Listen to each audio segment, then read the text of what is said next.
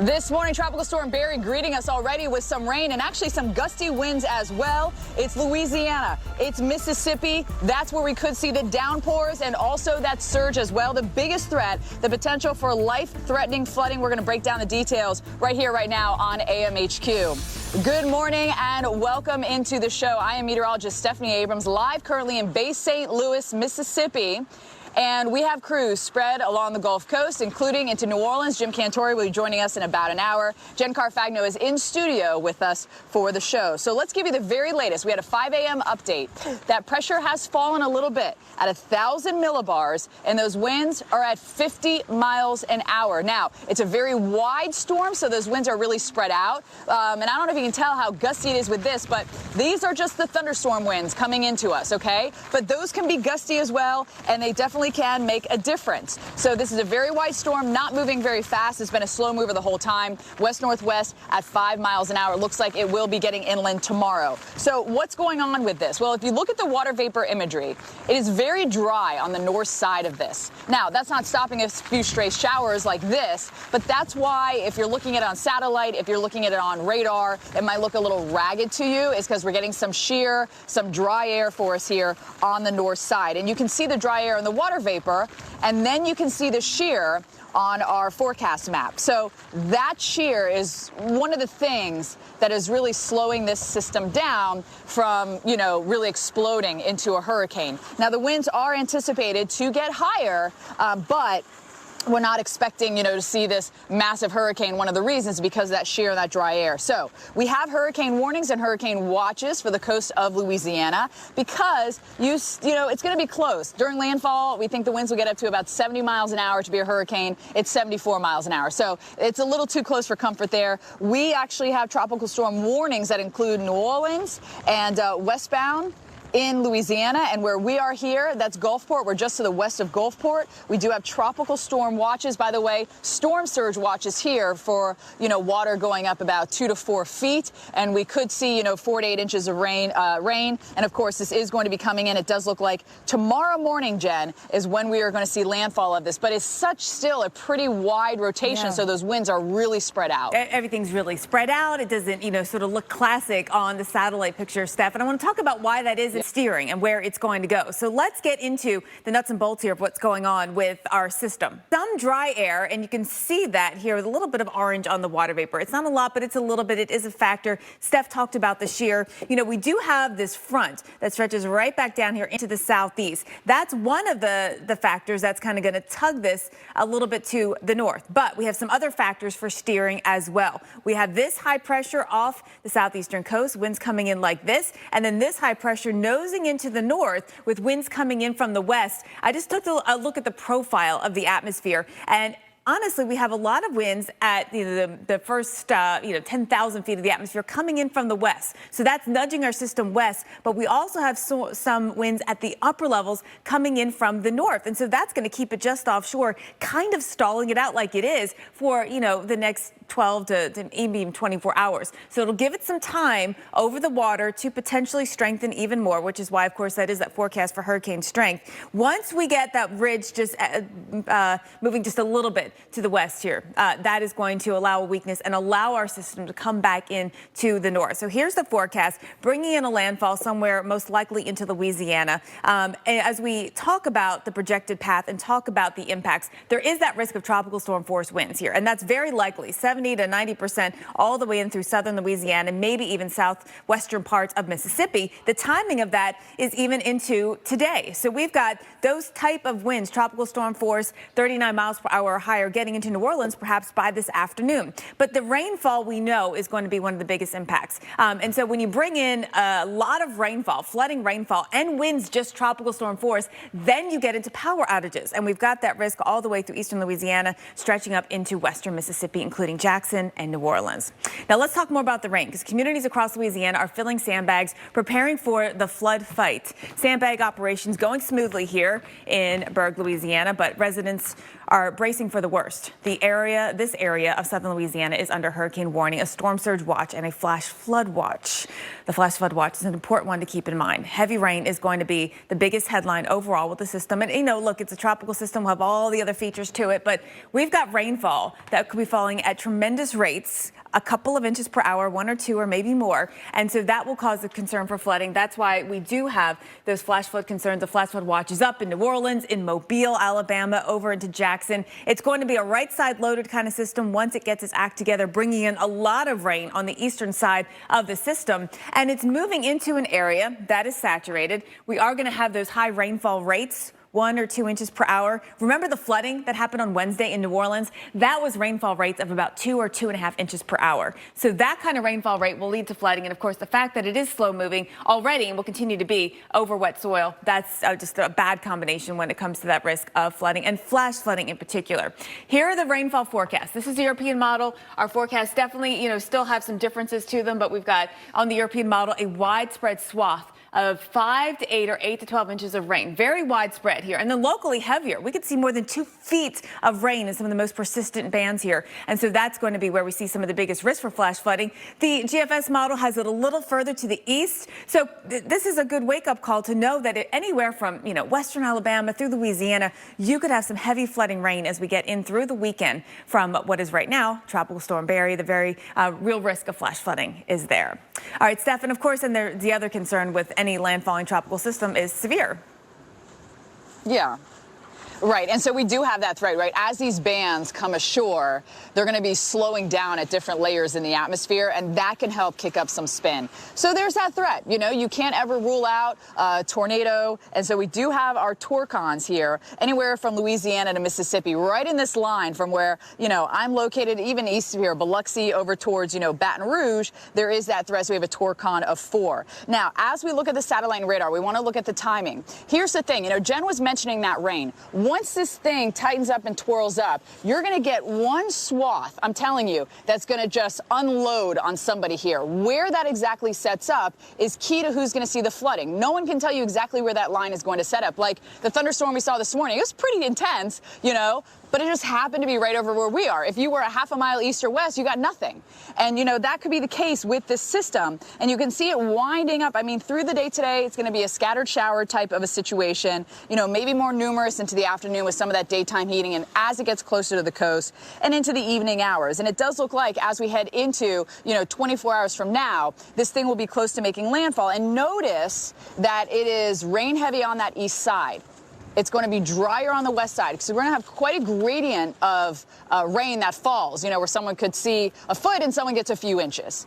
So it all depends. You see when it's coming in, where that stream of moisture lines up. So tomorrow we have yet again, of course, that threat for severe weather. And that's, going to last really as we head until Sunday once this thing is getting out of here. So our torcon is 4. Again, that means you have a 40% chance of seeing a tornado in a 50-mile radius. So, Jen, I know you're going to do city timing. And I think it's, it's going to be, this is one of those tough forecasts because it's not all filled in.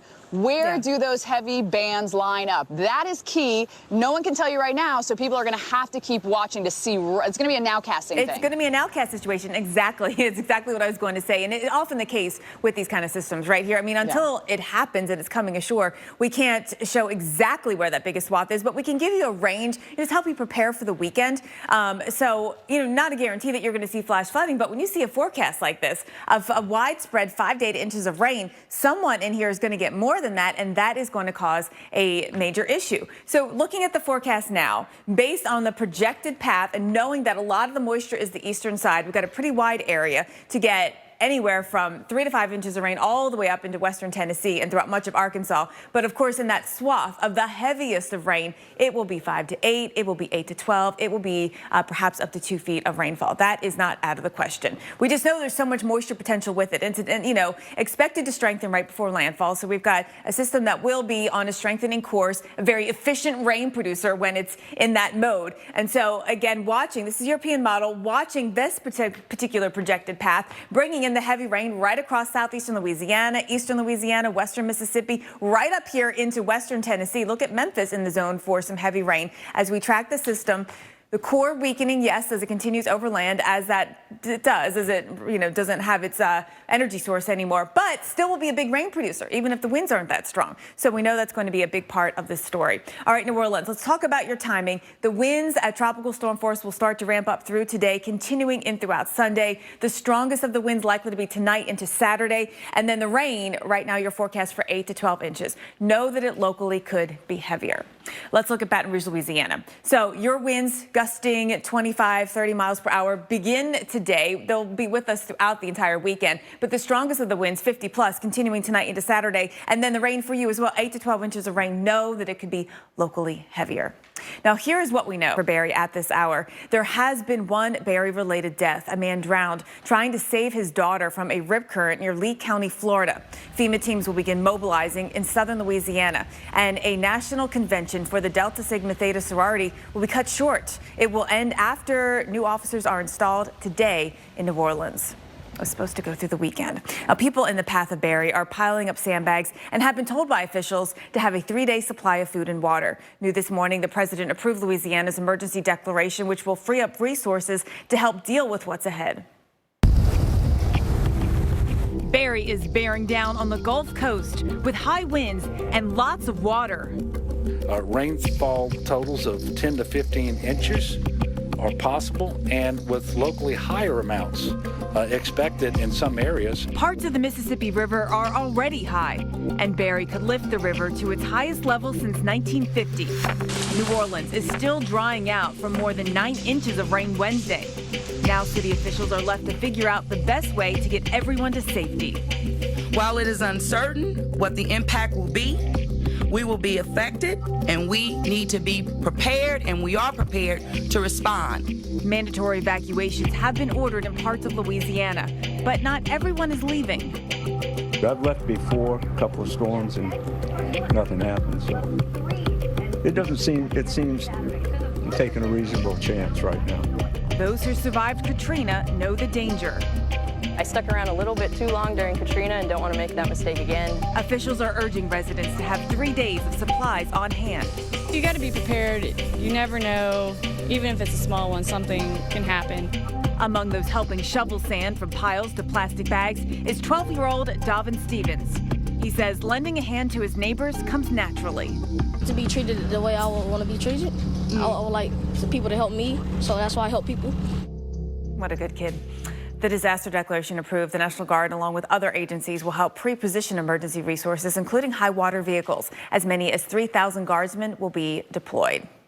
And we also had some big heavy rain in the Northeast. Look at this. We had some flood concerns. Look at that water just pouring over. This is from more than 1 1/3 inches of rain that fell in Philadelphia, and that was enough to push the water over barricades along Route 422.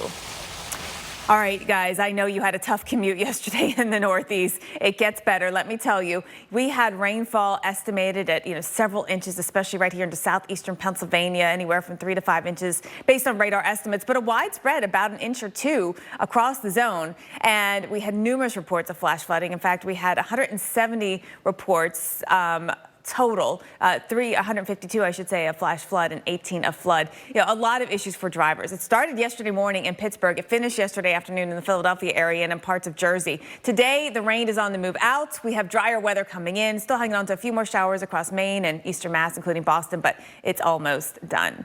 Meanwhile, Steph, we're really just ramping up when it comes to Tropical Storm Barry. Exactly. Now, about an hour east of us is New Orleans. And coming up, we're going to talk about the different ways that that city is protected from the Mississippi River. We've got the levees, we've got the flood walls. What do they all mean? We'll have a look at that. That's where Jim Cantore will be joining us live. And we have several other crews that will be out for the extent of this tropical storm.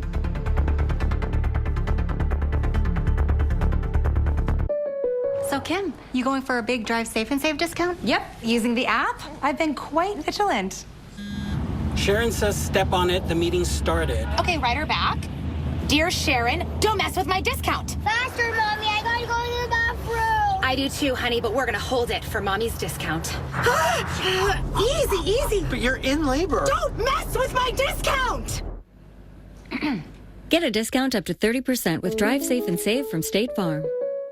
When I am helping a customer, I need to treat everybody the way I would want them to treat my family. I want them to know that I really want to help you. That's what I'm here for. Fixed right, priced right, right on time. The triple promise, only at Firestone Complete Auto Care. Today's Best Western. What does that mean? With rewards points that never expire, you get free nights fast. Now get a $20 Best Western gift card after your first stay. Book now at bestwestern.com. I switched from Dodge. We switched from Ford. I switched from Ram. I switched to Chevy. We switched to Chevy. We switched to Chevy. For dependability. For technology. For the muscle. And just look at it. Adios, Lexus. Bye-bye, Ford. We switched to Chevy. And I couldn't be happier. See for yourself why people are switching at the Chevy All-Star Open House. Or add another Chevy to your driveway. Current GM owners can get over $5,100 below MSRP on this Equinox. Find new roads at your local Chevy dealer. Want a relaxing pedicure? Relaxing pedicure? My feet get so dry and cracked, I need serious relief. That's why I use O'Keeffe's for healthy feet. Guaranteed relief for extremely dry, cracked feet. Thanks to O'Keeffe's, I got my feet back. I count on Blue Emu to give me relief for the arthritis in my hands. Forget the imitators. There's only one Blue Emu. Get American-made Blue Emu. It works fast and you won't stink.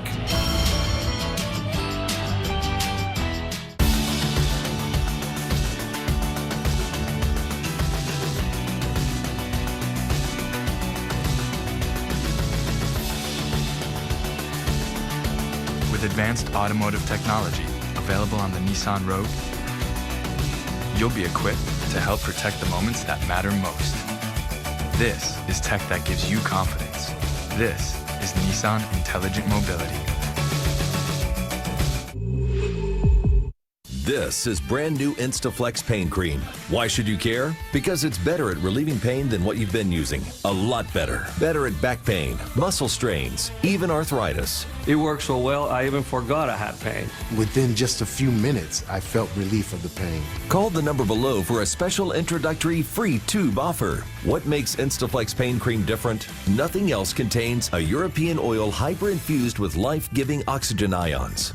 In fact, a clinical study showed Instaflex Pain Cream is nearly 100% better. 100%! That's the kind of better you have to feel to believe. And within minutes, I'm pain-free. It smells good. It's not greasy. It's #1 at GNC, but you can only get this introductory free tube offer by calling the number below.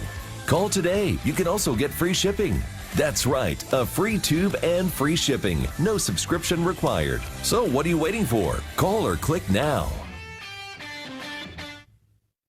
Within our worst natural disasters are unseen stories of survival. New episodes of Defying Death, Heroes and Survivors, Sunday nights at 9, here on the Weather Channel.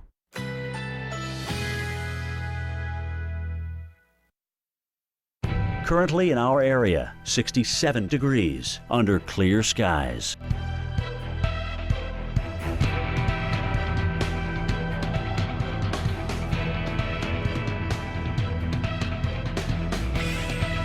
Today, sunny, high 89. Winds east at 5 to 10 miles per hour. Tonight, generally clear, low 66. Winds southeast at 5 to 10 miles per hour. Saturday, sunny skies, high 92. Winds southeast at 5 to 10 miles per hour. Here's our 7-day outlook.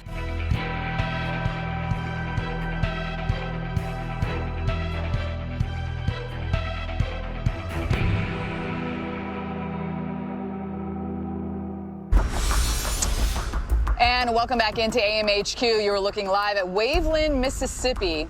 Of course, Waveland devastated by Hurricane Katrina. This whole area was absolutely devastated by the water, and that's what you're looking at now. Obviously, this is not a Katrina. The water will not go as high, but we do have advisories here all along the coast for surge, for flooding, and we also could have some gusty winds out of some of these, especially thunderstorms that roll on through. So we do have a tropical storm watch here along the Mississippi coast. Waveland is just to my west, and by the way, I misspoke last block. New Orleans is also to my west and not to my east. I'm in Bay St. Louis, Mississippi. Of course, devastation here from Katrina as well. I'm going to show you the new wall that they actually built to protect from water rise. Once the sun comes up, you can get a better view of it. Now, we also have a storm surge watch, so you have to watch out for that water here. The rise will probably be about 2 to 4 feet. I think they're going to be okay, though it might overwash the beaches.